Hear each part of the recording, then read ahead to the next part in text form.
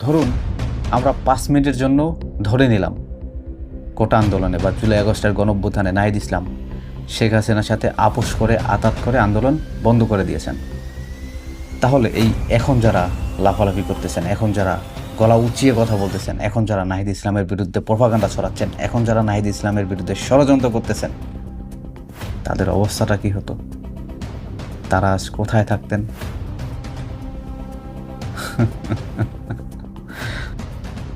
যেই নাহিদ ইসলাম নিজের জীবনের মায়া ত্যাগ করে শেখ হাসিনার নির্মম নির্যাতন সহ্য করে দেশের মানুষকে মুক্ত করার জন্য শহীদ মিনারে দাঁড়িয়ে 3 আগস্ট 2024 এক দফার ঘোষণা দিয়েছিলেন, সেই নাহিদ ইসলামকে নিয়ে তোমরা ষড়যন্ত্র করো, মির্জাফরি করো।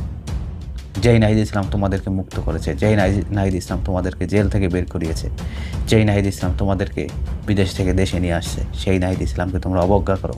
যেই নাহিদ ইসলাম বেগম খালেদা জিয়াকে মুক্ত করেছে, যেই নাহিদ ইসলাম মানুষের বাক স্বাধীনতা ফিরিয়ে দিয়েছে, যেই নাহিদ ইসলামের হাত ধরেই আমরা স্বৈরাচার মুক্ত হয়েছি, সেই নাহিদ ইসলামকে তোমরা হিংসা করো।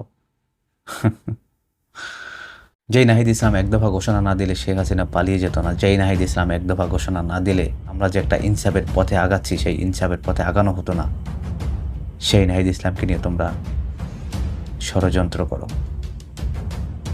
আফসোস লাগে, বাঙালির শরীরে রক্তে রক্তে মাংসে শিরায় শিরায় মির্জাফরিতে ভরা।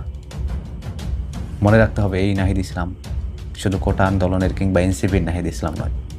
এই নাহিদ ইসলাম বাংলাদেশের কোটি কোটি মানুষের, এই নাহিদ ইসলাম বাংলাদেশের কোটি কোটি মানুষের ভালোবাসার নাহিদ ইসলাম।